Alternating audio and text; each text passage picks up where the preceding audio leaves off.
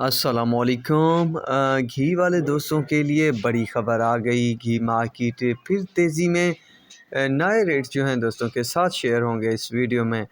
दोस्तों वैसे तो एक नज़रिए से बुरी बात भी है कि घी की कीमतें बढ़ रही हैं, आवाम के लिए काफ़ी मुश्किल होगी, पर उन दोस्तों के लिए फ़ायदा होगा जिन्होंने माल ख़रीद कर रखा हुआ है या जिनके पास माल मौजूद होता है, तो वो मौजें करेंगे, इजाफ़े के साथ ज़्यादा नफ़ा कमाएंगे। तो रेट लिस्ट आप सबके सामने आज जो है किसान घी 10 केजी का रेट जो है 4500 रुपये तक पहुंचा है। खैबर घी 16 केजी 6950 रुपये। सूरज घी 16 लीटर जो है या किलो घी या आयल जो है वो 6290 रुपये।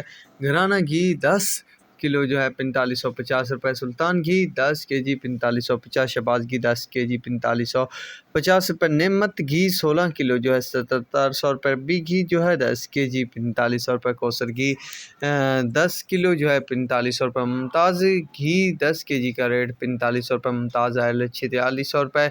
सुल्तान आयल 10 लीटर जो है 4650 रुपये। नेमत आयल 10 लीटर जो है 4900 रुपये। घराना आयल 10 लीटर जो है वो 4650 रुपये।